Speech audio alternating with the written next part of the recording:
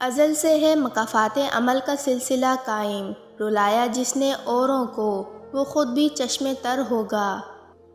याद रखें, ये दुनिया मकाफ़ाते अमल है। जब आप किसी को नुकसान पहुंचाते हैं तो उसी मिनट के 60वें सेकंड में आपका काउंटडाउन शुरू हो जाता है।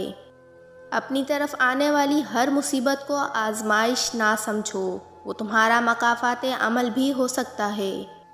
जो लोग दूसरों को अपने फ़ायदे के लिए इस्तेमाल करते हैं, एक दिन वो ख़ुद भी कहीं ना कहीं इस्तेमाल हो जाते हैं, क्योंकि ये दुनिया मकाफ़ाते अमल है।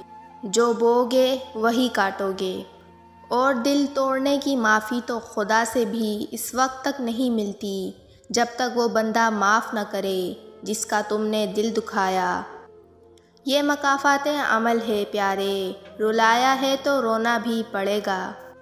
किसी का दिल इतना मत दुखाओ कि वो अल्लाह के सामने तुम्हारा नाम लेकर रो पड़े, क्योंकि टूटे हुए दिल से निकली आह अर्श तक जाती है। हर अमल का एक मकाफ़ाते अमल है और यही अल्लाह का कानून है। इसलिए सब्र करो और अल्लाह का इंसाफ देखो। दुनिया मकाफ़ाते अमल है, कभी ये जुमला कितना सुकून देता है। जिसकी बेटी हो उसे किसी की बेटी के साथ नाइंसाफ़ी नहीं करनी चाहिए। कल को जब अल्लाह की तरफ से मकाफ़ाते अमल शुरू होता है तब पछताने का कोई फ़ायदा नहीं होता कि हिसाब तो देना पड़ता है। किसी के साथ गलत करके अपनी बारी का इंतज़ार ज़रूर करना। एक दिन तुम्हारे ही अमल तुमसे मिलने आएंगे, फिर बस हैरान ना होना। किसी की ज़िंदगी में वो गलती बनकर कभी भी शामिल ना हो जिसके बाद आप ताउम्र खामोश बद्दुआ के हसार में आ जाएं। ये खामोश बद्दुआएं बहुत ऊपर तक जाती हैं और फिर इंसान को मरने देती हैं और ना ही जीने। जो अल्लाह पर यकीन रखते हैं, अल्लाह इनके लिए वसीले बना ही देता है। अगर किस्मत का लिखा ही सब कुछ होता तो अल्लाह कभी हमें दुआओं का हक़ ना देता। किसी को अज़ियत देने के बाद बेहतर होगा कि तुम भी अपनी बारी का इंतज़ार करो।